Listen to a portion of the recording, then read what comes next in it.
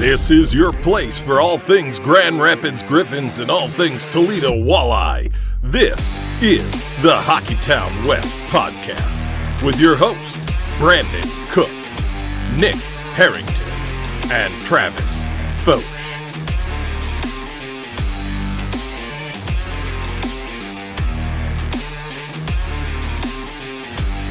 Well, to quote the words of Pat Mickish after Game 6, who the hell is Dylan Moulton? Oh my God, what a series. I'm so excited to talk about this one. Welcome back to the Hockeytown West podcast, everybody. Your source for everything Grand Rapids Griffins and Toledo Walleye hockey. I am one of your hosts, Brandon. I'm Nick. And I'm Travis. And we have an entire series to recap for the Toledo Walleye. Unfortunately, we didn't have an episode in the middle of this one. We're sorry. We apologize, Fish fans. The schedule got crazy for us in our personal lives and everything kind of took a turn. So we are here to recap this entire series between the Toledo Walleye and the Fort Wayne Komets, which obviously you all know by now, the Walleye won. They're moving on to the conference finals, and boy, are we excited. So let's just not waste any time. We have a lot of games to quickly blow through and recap here before we really dive into this. Trav, I'm going to toss it over to you to get us started with these game recaps. Yeah, crazy series. I think it was kind of lived up to the billing, and the first game is about as wild as you could expect. It seemed like everything that was shot at a goaltender went in the first game, at least through the first two periods, and it was just baffling how many shots were just going in the net. They had 9 goals in the first two periods, and it was all the scoring in the game. So it's just crazy how that worked out, and they hold on to win game one, and you didn't really know what to expect, especially when you seen that Fort Wayne was trotting out Day in game one. I thought that was an interesting decision. I kind of understood it, though.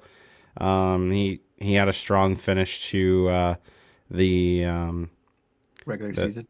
Well, the regular season and the first round that he played. When he came in, he was really good. So, but you could see in the first game that, like, okay, maybe the lights were a little too bright. Low blocker was the place to shoot the puck, and Toledo scored quite a few goals on that side. So just wasn't his day, you'd say. No, it wasn't. But a huge win to just, get off on the right foot, carry on this crazy win streak that they had, which when you guys came to town, boy, did that get shut down. Oh, boy. Don't remind us. It was painful, man. It was, and they laid an egg. Game 2, it was nothing short of that. They laid an egg. There's no other way around it. You get beat 6-1 on home ice, and in a game that you could take a stranglehold to Fort Wayne, and they didn't do that. And you guys can even attest to it. You were there, and I think I even said, like, dude, guys, I'm sorry, but, like, this is like almost a wasted trip for you guys, and it just didn't go well. And you could see when we were downstairs for post game that, like, that wasn't good enough, and they knew it. Oh yeah, that no one in that locker room was any sort of happy with that result. They all knew that they could do better. They knew what they were about, and that was the right they had the right mentality for everything that they handled in that game going into the next one. The answers that they gave and how they handled it was as professional as you would expect them to be. Oh, they were ticked.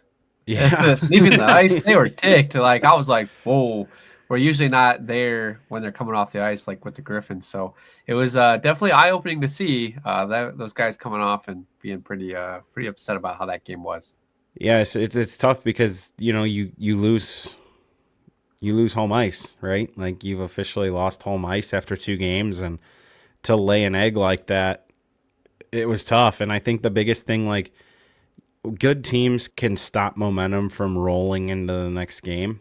And I think when, the series shift to Fort Wayne, they did a good job of that. Like, they didn't play terrible, but again, it was just a costly mistake at the end of the first period, giving them a breakaway. And then a costly, like, just failing to clear the puck in the third period after they just tied the game. And you're like, okay, we're back in it. And then you lose kind of like in a heartbreaking fashion. There was a lot of people mad. I was frustrated just with how, like, they had just tied the game and you finally got some mojo in game 3 and you're feeling good about yourself. And then, like, just chaos happens behind the net. Puck doesn't get out, goes to the point, cross check in front, and the puck goes in. It's now 2-1, and you're like, oh, this sucks. And like, it's kind of like they battled, but it wasn't good enough in game 3. Like you could see, like, okay, we got to clean up the turnovers. And then game 4, roller coaster of emotions. Like, oh my God. You were so mad during this game. I had to talk you off the ledge this whole game, Travis. No, that was game 5. Yes, that was game 5. He was very, very mad. This one too. No, not game 4. Well, at the end, yeah, because of just like the way that they blew the lead. You don't want to put yourself in a position to where you're up 2-0. You give up a goal, and then you give them a penalty shot with a minute to go. Like you can't do that. Like you could, as soon as they got the penalty shot, I was like, boy, I'm hoping to God Carter stops this. But at the same time, you're almost like, the momentum was rolling, and it's just kind of like you could sense they were going to score, and they ended up tying it, and you're like, oh boy, here we go. And you get through one overtime, and you're like, man, this is going to become a marathon. And then Tyler Spezia, like, man, he came back. Tyler Spezia in overtime. Man, I'll tell you what, and we'll kind of get into him throughout the rest of this, but like, what a series, and a huge goal to score. 23 seconds into the second overtime. So you get the game 4 win. You've now like stolen home ice back, and it's just a matter of like, okay, you got the one that was necessary. Can we go out in game 5 and get the second one over there? And really, like, I'll be honest, I was mad. Nick knows I was mad, but anybody that watched this game was going to be frustrated. Like, you have a chance to come out and just assert dominance. You come off this crazy win the night before, and you have this huge opportunity, and you go out and you get outshot like 34-12. Like, yeah, it was it was not great. It wasn't. But they played really well, I thought. To be honest with you, like, no, Nick, they didn't. They battled. They didn't let the goal turn them down, and that's the thing. Like, the mindset that we've seen here between Detroit and Grand Rapids is these teams are mentally fragile, right? And then you go to Toledo, and they're mentally strong. They have good leadership, good team. They knew that they were going to win this game. I could tell throughout this whole game. I'm like, Travis, just settle down. They're playing. You can't do that though against teams like this and expect to win multiple games. And Mickish even said after the game, I get that, dude, but like, you literally have the head coach saying, we just robbed the bank. Like, they knew they didn't play well. They knew it, and there were guys that said it post game, like, that was not our best game by any means, and they just survived. But it's good to win games like that in the playoffs. It is, but confidence gives you a little bit of air under your wings. It does. Mom and dad fight. It does, but like, how can you watch that and say they played good? Like, that's where I don't understand in your head how you thought they played a good game. Like, anybody that watched that is like, this is horrible. Because you guys haven't seen Grand Rapids. It's like, no, because I can say they played bad, and I watched every single Griffins game this season. You watch that style of play so much, and then like we joked about it game 2 when we were down there. It was like, wow, I hadn't seen stuff like this before. I hadn't seen it like this. You thought game 2 was the best game of hockey you've seen all season, and I wanted to beat you over the head. I'm like, bro, what are you talking about? They're getting hemmed in here. Yeah, and it was still better than what I had seen for most of the season. Welcome to my life, folks. I mean, Bednar literally is the reason they won that game. Like, oh yeah, he played fantastic. He stole that game. The whole team stole that game, but Bednar also was just at another level. And him after the game, oh my God, the swagger to turn around and just like, I don't know if he was like, because there were a bunch of Walleye fans, I think, sitting behind that net, so I don't know if he was like giving them love or if he was dissing Fort Wayne, but hilarious either way. Wait, what happened? I didn't see it. Oh my God, of course he didn't see it. So basically what happens is he like turns around and just throws his hands up like this to the crowd behind the net after they scored with like 20 seconds left. I mean, so wait, you think Bednar won this game? Bednar stole that game. Dude, they effectively as a team, they stole that game. Jan Bednar stole that game. Like, Nick, the shots really were like well. 34-12. Oh, I know. I was counting them. You are not winning 9 of 10 of those games. No, Bedsy stole the game and then acted like this after the game. Like this is the swagger you want your goaltender to have in the playoffs, man. I can't wait till you see it next year. Oh, man, it was beautiful, absolutely beautiful, and I mean, what a good moment for him, right? Like this goaltender's gone through so much this season, going up and down, and you look at last season, you look at his improvement this year, and we've talked, we have to have the opportunity to speak with him occasionally, and just how much more he's come out of his shell as a character and a person this year. It's so much fun, man. So yeah, he stole that game 1000%, and he deserves all the love he should be getting right now. I'll say they had no business winning that game, and they won. Not at all. So like a credit to the players, like love all of them, but like can we not make it that like chaos next time to where like this podcast doesn't have an insurance plan. Like Travis can't have a heart attack on us now. Come on. I'm just like sitting here and I'm like, what are we like what is happening? Like again, like they were just flat. And they couldn't sustain zone time, but they somehow found the way to win. And I get like that's how you have to win games in the playoffs at times, but you're not.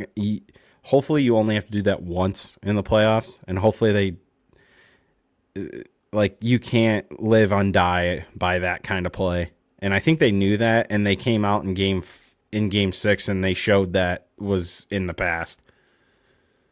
Like they flushed it quickly. That was a huge thing, I thought.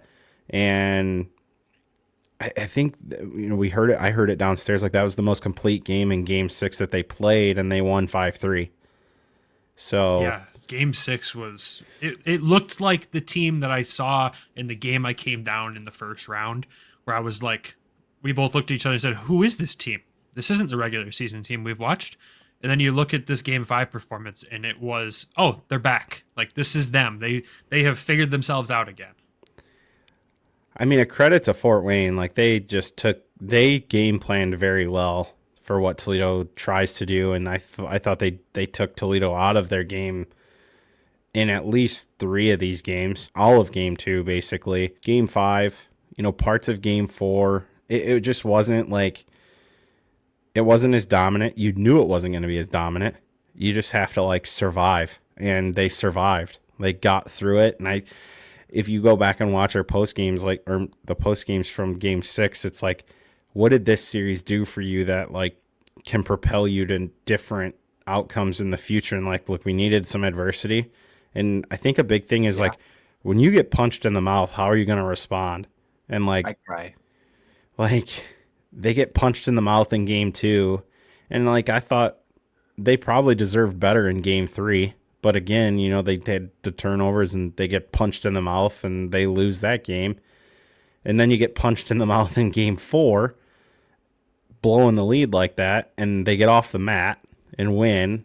And then you're taken to deep water in game 5 and somehow win that game. And it's just like, okay, we're coming home. Like, can we just end this on Saturday? Because you really don't want it to get to a game 7 where it's like a flip 'em, like coin flip. Like anything can happen in a game 7. And credit to them. And it was finally like that moment in this series, like at the start of the 3rd when Spezia got the breakaway and scored. And it was just kind of like, finally we've built a lead. Like we got the lead and we've now added to it. And thank God they did, because Fort Wayne scored with 5 minutes left to give everybody another minor heart attack.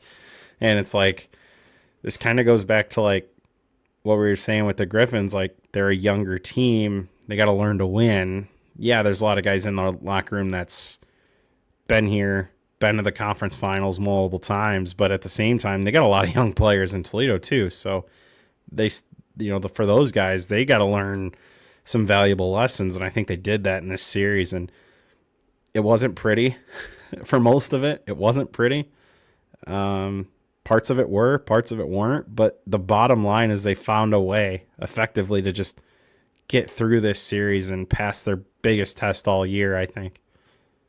You you look at the seasons past, right? And everyone, and I shouldn't say everyone, but some fans always say, all right, well, here we are. We're in the conference finals again. Same story as the past years. But these past few years, they've had to face and learn through that adversity in the conference finals. They had the opportunity to face that and learn through it before then.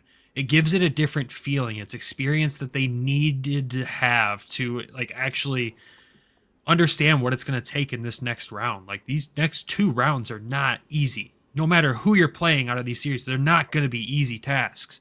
And you have to learn how you're going to overcome that, find the identity of who you are as a team before you get to that step. And it's really nice that they were able to do that in this round. Sure, there was some games that weren't that much fun to watch and they were frustrating, but it's how they learn and grow into this next round against an opponent that's going to be very tough. So I'm sure I would have loved to see another sweep happen, right? Keep that streak going, but I'm more satisfied with the fact that they got to learn it this round against a tough opponent, against an opponent that was trying to get under their skin and try to get them off their game and come up with game plans to shut down their game. Like this was a great learning experience across the board for this entire roster, young and old. I'm sure some of the guys that have been here for a while learned some new things about themselves as players through this round. And a lot of that credit goes to Fort Wayne for coming up with that game plan to teach us that lesson. And that's exciting to me, and it gives me a different feeling. I have a much different feeling about this team going into the next round than I have the last 2 years. I thought, like, just like you said, Brandon, like this series, they were able to be uncomfortable, right? And you can't grow, you can't learn if you're not uncomfortable. And I think Fort Wayne really took them out of their game plan. I think you have to learn different ways to win. They won a game in overtime. They won a game blowing a lead, right? They won a game being outshot 38-12. You know, they just continue to stick with it though. And I don't think at any point in the series that the boys were like, we're not going to win this. You know, I don't think there was ever a disbelief that they weren't going to be able to figure it out and get to this round. I love the fact like they were challenged, right? They got punched a couple times in this round. And so I think that was huge for them. I think Kansas City, you're gonna go through the Kansas City matchup. Kansas City's a good team. It's a good organization over there. It's gonna be interesting as well with the drop downs that they've got coming too. But I think it's good to learn here. It's an opponent Fort Wayne they've played multiple times throughout the season, and now you play them in the playoffs. They're able to get pushed around a little bit, and now they're just even more ready for this next round. And I mean, this next round is going to be hard as well. It's not going to be a walk through the park. Yeah, I think it's a valuable lesson to lose early. Like, you kind of have to. Well, not too early. Well, I just mean in the simple fact that, like, they've lost games. Like, you look at the last few years, it's, okay, they're 8-0 going into the conference finals, and now all of a sudden you're chasing it, and you haven't chased it at all in the first 2 series. So that's a huge element. You guys are definitely correct there. And I think a big part of this too is like they're getting contributions from everybody. Like you talk to Hawkins on Sunday, and it's like in game 6 they had 5 goals and only 2 guys had assists, and you're getting goals from Dylan Moulton, like an unlikely hero. Most likely that you're not going to expect him to go out and score 2 in a game that often, if ever. And he even said, I can't even remember the last time I scored twice in a game. So, like, that's a huge piece, right? You know, like, yeah, Hawkins may not have 6 goals in this series, but he had assists, right? You got to find a way to contribute. And you can tell they definitely zeroed in on him to take him away. And it was kind of like the thing I was talking about with the Griffins, like, don't let the big guns beat you. Well, I mean, up until game 6, they kind of kept Hawk a little quiet, but he was doing things effectively in other areas that in game 6, it finally all came together for all of them. I mean, you have a 4-assist night, and it's crazy because Ambrosio in the first round set the assist record. Hawkins and Bliss both tied it in game 6, and then Bliss went on to break it in game 6 with 5 helpers. So it's a big win. It's to me, it's starting to feel like 2019 in a way. Like you guys weren't around then, and it was kind of like You were alive. Well, you guys weren't like watching the Walleye, following the team. Like that Right. run was just kind of like I didn't expect them to go on a run that year. Like they were a really good team, yeah, but like you just didn't know what team you were getting some nights. And going into that playoffs, and they went on this like run where they faced adversity the whole way through, it felt like. So it just kind of lines up a little similar to that. Obviously, there's a big test ahead of them, but to get through your arch rival and do it the way they did, just go out there and play your best. Like, and some nights it, maybe it wasn't their best performance. Like, it's crazy when you leave the Huntington Center after the game you guys were at, and they're getting run out of the building, and a week later they're in the conference finals. Like, huge credit to the leadership group that they have, because a lot of teams might fold after a 6-1 loss on home ice. Like it's very easy to do, and there's a lot of maturity in that room, and you got a lot of guys that have been here and been through a lot. So a huge credit to them. And the point I want to hit on that you said there was like, they did a good job of taking Hawk out of the games, but he found ways to, contribute in that last game. But at the same time, in years past, when teams have taken him out of the game, at least the 2 years we've watched him, if they take him out of the game in the playoffs, it wasn't really guys stepping up as much as they needed to along the roster. And in this series, you look at it and guys stepped up. And that's where I get that feeling that this year just feels different. It doesn't feel like those years past to me. And I could be way off base saying that with such a short time frame watching this team consistently. But at the same time, when you have guys doing that, it gives you a different feeling as that leader in the room for him. Like he's like, okay, if I don't have my best game or I can't contribute, I know somebody in this room is going to go out there and do what they need to do. And that's where it feels like the whole team's bought into what they need to do at this point. Well, and you got a key piece back in Spezia, and it's like he comes in and has a huge series, and Moulton in game 6 has 2 big goals, and Colin Sawyer, I mean, look at the big goals he scored in this series. I mean, he had a couple, and just up and down the lineup, getting those contributions that in, maybe a couple years past, if the top 2 lines weren't going, it was kind of tough for him. And so far in this series and in this playoff, like maybe if it's not going for them, it's going for other people. So that's a credit to their depth, and it's going to be tested the next round, which we'll jump into, but I'm happy for the guys and happy for Pat. That was his first playoff clinching win at home since he's been here. Oh yeah, because every time they've swept. So. Yeah, so it was his first one at home, and he was like, it was awesome, it was special. So it was cool to talk to him about that and just to get his thoughts on it. And the fan base showed up on Saturday, and the building was electric. It was crazy in there, and just like you guys, like we've said, like the Griffins were 3-0. Like enjoy it when you get into the playoffs. This franchise has spoiled this fan base. Which we'll get into. This is now their 5th straight conference final appearance. Like it's just special, and you enjoy the run that you're on, and you just can't dwell on the fact that, okay, maybe it hasn't gone our way in the past, but that's the past. And these guys there now, like you can tell they want to win it for each other. Like Colin Sawyer, after he scored the game winner in game 5, was like, I don't want it to be summer yet. Like we don't want to go home. Like I want to stay here. I don't want to go home yet. So that's the kind of mindset that that's infectious to the whole team. It really is. And, that's, like you said, credit to the depth, credit for the team they've built this year.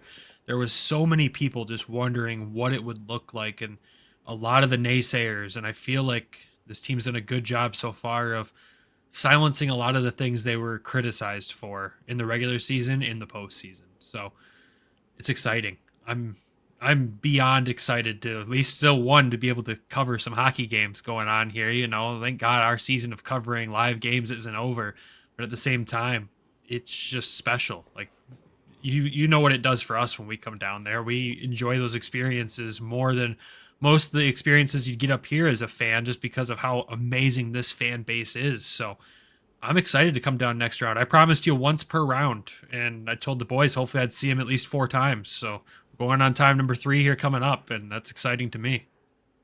Well, maybe. Hopefully, you know, they go out and broom them. And dude, if I don't see him this round, I'm gonna be like, all right, what? Okay, I'm not mad about it, but it just means you got to fly to Florida to watch them. Hey, we've already talked about it, you know. Wow, way to write off Norfolk that quickly, Jesus. or the Lions. I mean, the Lions are up 3-2 in that series, but again, just a credit to the leadership group and that team as a whole in the locker room. They've built something special, and it's starting to feel even more special the longer this goes. It's definitely a different feeling from last year. Yeah, I think it's very different. So it's exciting. Should we hit an ad break though, then talk about this next round, or do you have anything else you want to add to this round specifically? I'm good, man. I mean, we've pretty much hit every game and just what happened. So we'll throw it to the ad and preview this Western Conference final. The last thing I'll say before the ad is Tyler Spezia, you are a beaut. God. You are a beaut, yeah. Oh, man. All right, quick ad break. We'll be back. This NHL season has been as predictable as a puck rolling on its edge. No one knows where it's going, but that just means there's time for your favorite team to figure things out. A game's left for you to get in the action at DraftKings Sportsbook, an official sports betting partner of the NHL. It's super easy for first-timers to get started. Try betting on something simple like picking a team to win. Go to the DraftKings Sportsbook app, select your team, and place your first bet. And if you're new to DraftKings, listen up. New customers bet $5 to get $150 in bonus bets instantly. Download the DraftKings Sportsbook app now and use code THPN. That's code THPN for new customers to get $150 in bonus bets instantly when you bet just $5. Only on DraftKings. The crown is yours. Gambling problem? Call 1-800-GAMBLER. In New York, call 877-8-HOPE-NY or text HOPE-NY 467-369. In Connecticut, help is available for problem gambling. Call 888-789-7777 or visit ccpg.org. Please play responsibly. On behalf of Boot Hill Casino and Resort in Kansas, 21 and over. Age and eligibility varies by jurisdiction. Void in Ontario. Bonus bets expire 168 hours after issuance. For additional terms and responsible gaming resources, see dkng.co/ice. And welcome back. All right, let's preview this upcoming matchup in the conference finals between the Toledo Walleye and the Kansas City Mavericks. Travis, what do we need to know about Kansas City? Because obviously, if you look at their regular season results, they were a pretty darn good team. And you look at their last matchup in the playoffs here where they swept a team that we kind of maybe saw going a little deeper than where they ended up going. They're a really good team. They were a good team last year. It all starts in net. I mean, Jack LaFontaine, 10 games played, .952 save percentage with a 1.28 goals against average, 4 shutouts. Oof. So half of their wins, he's gotten shutouts.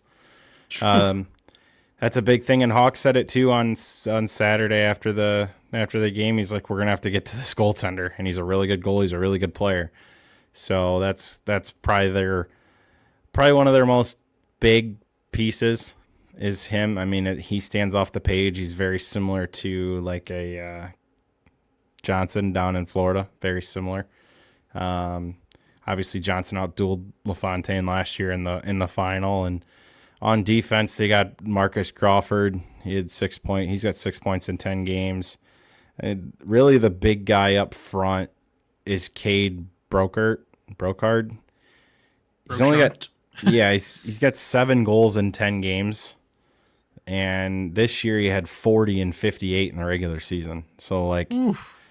He's their Brandon Hawkins. Like, he's their goal scorer. He's their big guy. So that's going to be a key piece to shut down. David Cotton has 10 points in 10 games. And then Jackson Berezowski has 8 points in 10 games. And Casey Coro has 7 points in Koru, 7 points in 10 games. And then Zach Trott has 6 points in 9 games. And Nick, you got a piece on the next guy with Damien Giroux, who has 10 points in 10 games. So Damien Giroux actually has some Michigan ties. He actually played for the Saginaw Spirit in the OHL for 4 years. And then he got drafted by Minnesota. So he had played a game with the Wild, but he spent some time in the A and then signed with Coachella. So over this season. And if you're familiar with that name as well, being from Michigan, his brother Zachary also played for not the Saginaw Spirit, but the Flint Firebirds. So who's also, I believe he's in the A with Minnesota too. I'd have to double check that. But the brothers, seeing his name there, I'm like, oh yeah, this name looks super familiar. So it'll be interesting to see how he plays against the Walleye, and just crazy connection there with the Saginaw side with Yo. So point per game player so far in the playoffs. Yeah, my Flint jersey is from it's his brother's. It's signed and everything. So I was like, oh, I'm wondering. Yep, that the connection's there. So hopefully we're able to shut him down. Yeah, it's gonna be interesting. Kansas City's a good team. Like we've said that probably 30 times this episode already, and we'll say it a few more times. They're good. It's going to be a tough test, and if you want to be the best, you got to beat the best, right? And this is kind of, I wouldn't say step one in that, maybe step two, when you look at how the first round series went, but step two in beating the best here to get into that hopeful Kelly Cup final run here. I don't know what to expect from this. I've seen two different sides of the Walleye, but during, where I was seeing the more negative side, I think it was a learning experience for them. So it's going to be more of what did they learn from that, and can they play their game and get to this goaltender? Because let's be real, if they can get shots on this goaltender, they've got some elite shooters. Granted, he's a good goaltender, but has this goaltender faced elite shooters like we have in these playoffs yet? That remains to be seen. So at the same time, as long as we can get shots and get through the neutral zone, I think we'll be okay. But at the same time, this is going to be one that I feel like could go some distance, just like last round. It definitely could, and just a few things with this, like it's Toledo and Kansas City, like we've said. It's a rematch of last year's Western Conference Finals, which Kansas City won in 6. Kansas City won home ice. They had 4 more points than Toledo had this year, so first time where you don't have home ice, so you have to go out there and take it, and it'll be interesting to see how that goes. So it'll be their 5th straight conference finals appearance, and I mean, that's just an incredible feat, right? And hopefully this year's the year. We'll see. Obviously, the last few haven't gone there. The last 2 conference final, the last couple haven't gone their way. So that's the tough part, right? And you want them to win it so badly, and I think the fans they want it. The team wants it. The whole city's been waiting for this to happen for years, but we still got a whole nother round to get through before we even get to the finals. And I think what was an interesting piece, if you listen to what Pat had to say in the post game on Saturday, is he felt they took maybe too much time trying to figure out Kansas City last year, and then all of a sudden they were just chasing the whole series versus just going out there and playing their game. So I'd expect them to just come out and play.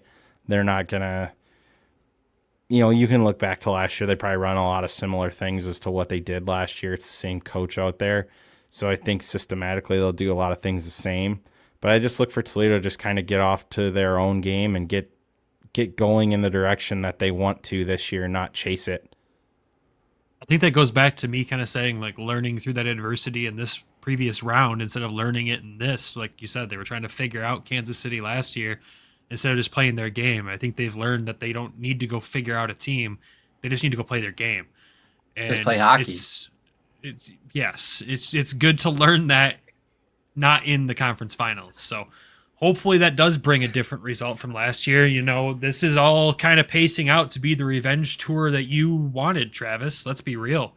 You got revenge on Fort Wayne. You got revenge on hopefully Kansas City here, and who knows what the finals will bring, right? So it's really painting out to be exactly what a diehard Walleye fan would want to see for a playoff run.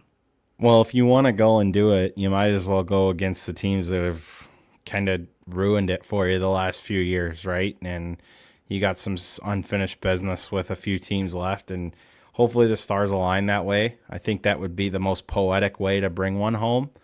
But, looking too soon at these... for the stars analogy, bro. Too soon. Yeah, too soon. Come on. We're still hurting over our Texas Stars series. I wasn't even really thinking there, but, sorry, fellas. But to kind of compare these two teams, I mean, if you look at the power play percentage, Toledo's at 22.9 in the playoffs to Kansas City at 26.9. So basically 23% versus 27. And then you get to the penalty kill, they're exactly the same, 82.9%. So penalty kill, you kind of can know what to expect. Goals for a game, Toledo's at 3.7 and Kansas City's at 3.4.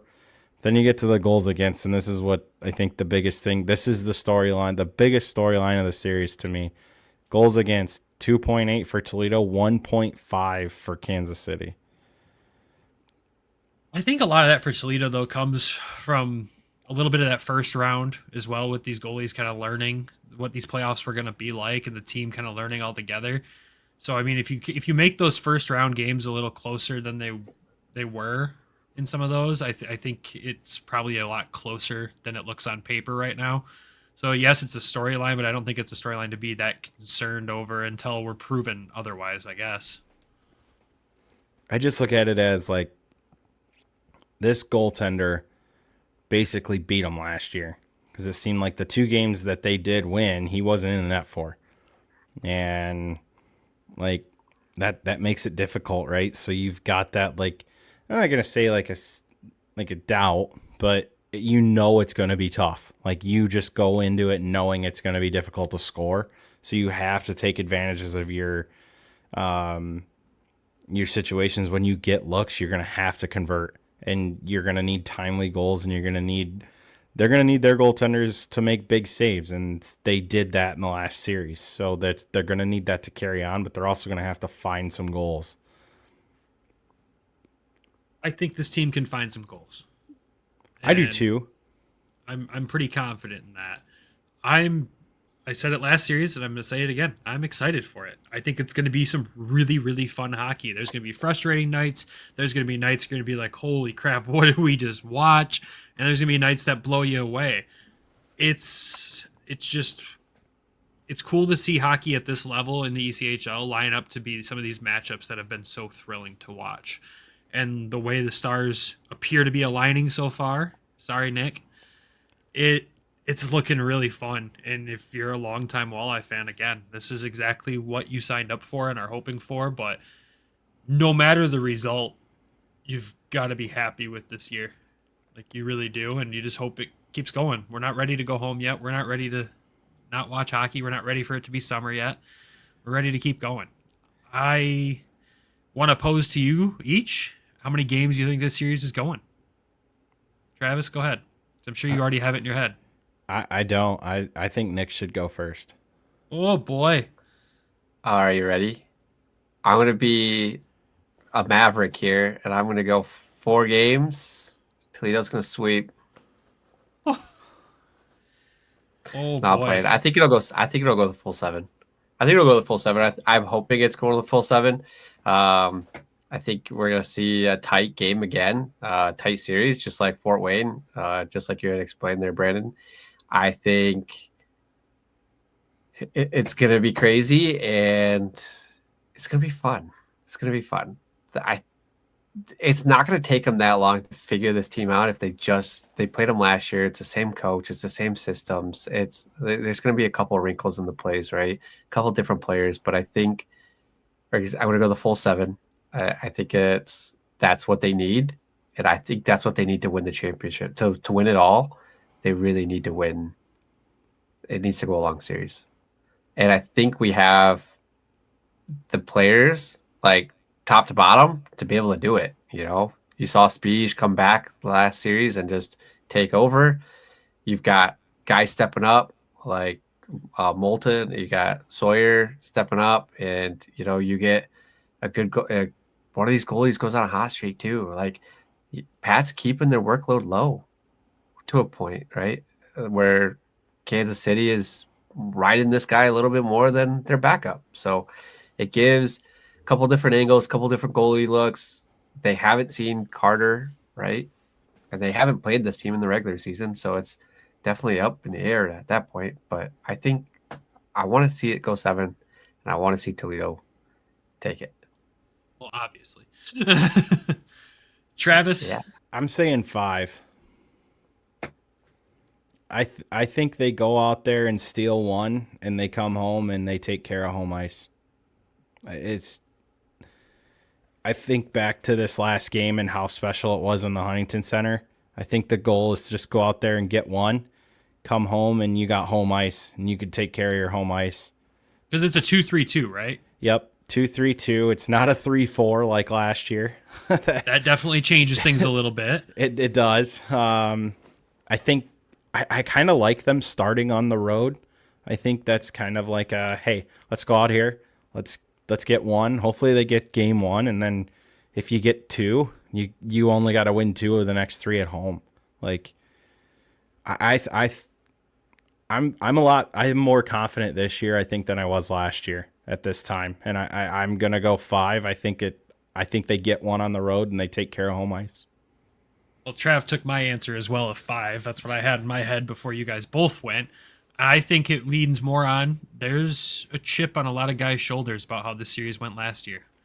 And knowing this leadership core, they've instructed the new guys on how they feel about it and what they expect, and the whole team expects the same thing. And let's be real, if the fans don't think the boys know what the fans want, they frickin' do. It's clear as day what everybody wants.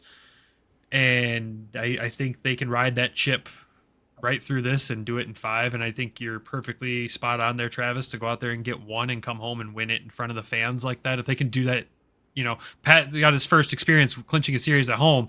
Do it twice this year. That's going to be a whole different magical experience. And I'm not just saying 5 selfishly so I can be there for it. I want to preface that because that's the only game. If it goes to 5, that's the only one I can come to this round. So I'm not just saying it selfishly. I think it's going to go 5. Toledo takes it, moves on to the finals, and God, I'm just already processing what chaos that's going to be for us once we get there. Already planning it. I'll say this. I got a few keys to this series, and I think that's the biggest thing. Stay out of the penalty box. They took way too many penalties versus Fort Wayne. This team will kill you if you take too many penalties. Get back on track consistently with the power play. Like you got to get that back and humming. I mean, it wasn't horrible against Fort Wayne, but it wasn't great. It wasn't as great as it was against Indy. Get back to their 5-on-5, playing through that transition better. When they get through the middle of the ice quick, they can generate a lot of offense off the rush, and I think that's a key element here. And lastly is just throw everything and anything at the net. Get pucks to the net on this guy, crash the net for rebounds. Maybe in the past they've looked to make that one extra pass to make it pretty. I don't think pretty's going to win this series. I think it's going to be more workman, hard hat mentality. Get to the front of the net, pick up rebounds, pick up the loose change. It's just how I think they're the keys that they need to do to get through this hurdle. Yeah. I had a couple written down for myself, and you had them all in the note already. So, yeah, spot on there, dude. Like we said earlier, getting those shots on this goalie is going to be key. There's some elite shooters over here that need to get pucks on this guy, and I think this could be kind of a wake-up call on their end once they realize what some of our shooters can do. Because you look at the ride Kansas City's had, yeah, sure, they went 4-2 in that series with Tulsa. They sweep Tahoe. I feel like they haven't faced a challenge yet, should I say? And this is going to be a challenge for them. And I think this team can make it a challenge, and that's going to be their job to go out there and make it difficult and also get pucks on this guy. I think the other key to this series is if they end up scoring more than Kansas City, they'll end up winning these games. So more pucks in nets, less pucks in our nets will be key. If they can win 4, we're moving on. Brilliant freaking insight over there. Just play hockey, score goals, let less in. I want everybody to pick like a dark horse to have a big series. Ooh. Dark horse to have a big series here. I'll go last. Oh, you don't even give us time to think. No. I'll go first. I think the dark horse in this one, Sam Craggs. That's who I was going to take, but that's good. I think Craigsy's going to have a series here, man. Like, he came out hot in the first one. It wasn't nothing crazy in the second series here, but at the same time, it just feels like he's one of those guys that was here last year. He knows what's on the table here, and I think he can take it to another level. And when he takes his play to another level, everybody around him on the ice does the same thing. You know, Hawk and Spezia and Bliss, they take their play to a new level all the time, but it seems like when Craggs and Louis are playing at a different level too, it's a whole different ball game out there. Are you ready for mine? I don't know if I'm ready or not, but go ahead. So the theme in the NHL, I feel like the common song this year has been, we've been chasing greatness, right? We're chasing history with Ovechkin, scoring, breaking history right this year, right? With the goal scoring. And his song was Bands to Make Her Dance. So I'm going to go with Carson Bantle here because I think he is due for a big series, some big games. I feel like he's been kind of quiet in the playoffs. He was very good in the regular season. And I think Carson Bands is he's going to have a big series. I think that's my dark horse for this one. I wondered where you were going with that for I had no idea where sentences. he was going. That was a struggle to get there, but we got there. Carson Bantle. Carson Bantle, everybody. Well, Travis, we know yours already. What do you want to elaborate your thoughts behind it? Well, if you know who it is, why don't you say it? You said Craggs. That was it was yours. Yeah, you said Craggs. Well, yeah, I'm not going to take the same guy. All right, fine. Who is it then? I think Matt Anderson has a big series. I was going to go him too. I think he has a big series. There's just something about it. I don't know why. Sawyer was the big defenseman that had the big series last series. I think somebody and Moulton in game 6. I think Matt Anderson has a big series here. Any other things you want to hit on for the series before we just update everyone, obviously, on what's happened on the other side of the ECHL here so far? Throw it over to the bracket here for the Kelly Cup playoffs here. Obviously, we've talked about the Western Conference and being Toledo Walleye and Kansas City. Eastern Conference is not set yet. You have Florida moved on, beating Orlando 4-1. Kind of what we expected in that series, but not what you hoped for. You kind of hoped it would go longer, be more chaotic, but Cam Johnson did Cam Johnson things in one of the games, and Florida, right? There's not much more to say about that series unless I'm missing something. Helps when the number 1 seed gets knocked out in the first round. It does. You're like Orlando. That was cool, but at the same time, dang it. Like, what are you doing? If you're going to go in, beat the number 1 seed, then do this. Like, come on, guys. But, yep, so they're in the Eastern Conference Finals. Then the other matchup's not set yet. This series, split right now, or one's ahead? What do we got? It's 3-2. The Lions won 1-0 in overtime yesterday to go, this isn't yesterday. We're recording this on Monday. So on Sunday, the Lions went up 3-2 on Norfolk. Norfolk's been that sneaky team, bro. It's interesting. When's game 6? Tuesday and Wednesday are game 6, and if Norfolk wins, game 7 would be on Tuesday. And then Toledo opens up on Thursday. Got good fishing in Quebec. Anyways, yeah, I don't know who Florida's going to take on, so I can't really ask for predictions here because I'm taking Florida. I'm taking Florida. All right, Travis is taking Florida again. He wanted this to work out this way all along. Let's be real. He wanted Wheeling to somehow make it there, so he had a short drive. But he wanted Florida. He wants Florida. Let's be real. We all want Florida. I'm not even going to sugarcoat it. We all want Florida. If they get through this series, which I'm confident they will, it started with us. It's going to end with us. I've said it all year. Yep. I'm here for it, man. That'd be so much fun. And the potential idea of taking a trip to Florida is also kind of fun. So we'll work on that on the backside here. We got to get there first. But I got faith in the boys. Yeah, 100%, man. I almost have faith enough to book the tickets here while they're cheap because cheap flights to Orlando or Florida are not expensive right now. So, yeah. Anyways, moving on from that.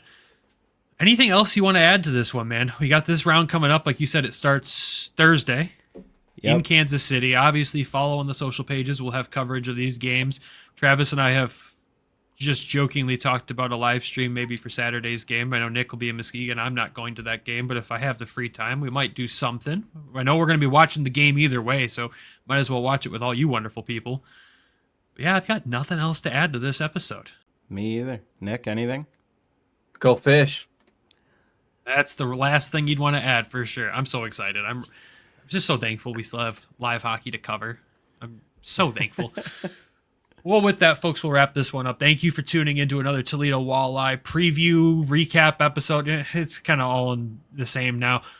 During this round, you could probably expect more Walleye content during this, obviously with the Griffins out of the picture now. So who knows? Maybe some post-game recordings or next day recordings after games to recap them. Maybe we'll dive into them. Who knows? We'll figure out our schedules in life and bring you guys some more fun stuff with that. But that is where we'll wrap this one up. Thank you all for tuning in. As always, we got to thank the sponsors of the show, DraftKings and Everything Hockey Clothing Company. When you're betting with DraftKings, use code THPN. And when you're shopping at everythinghockey.com, use code WEST to save a few bucks off your order.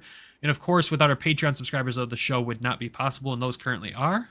We've got Randy, Alan, Derek, Elaine, Griffin, John, Lori, Michael, Regan, Tyler, and Claire. Thank you all for the love and support. We appreciate it. If you want to join them, head over to patreon.com/Hockeytown West Podcast. Check out the tiers that we offer there and join those lovely folks. With that, we'll wrap the episode up. Thank you, everyone, again for tuning in. And as always, go Griffins and go Walleye. Love you. Bye. Thank you for tuning in to the Hockeytown West podcast. Be sure to check us out on Twitter at HockeytownWPod and your host, Nick at GR Hockey Guy and Brandon at BrandonGR Hockey.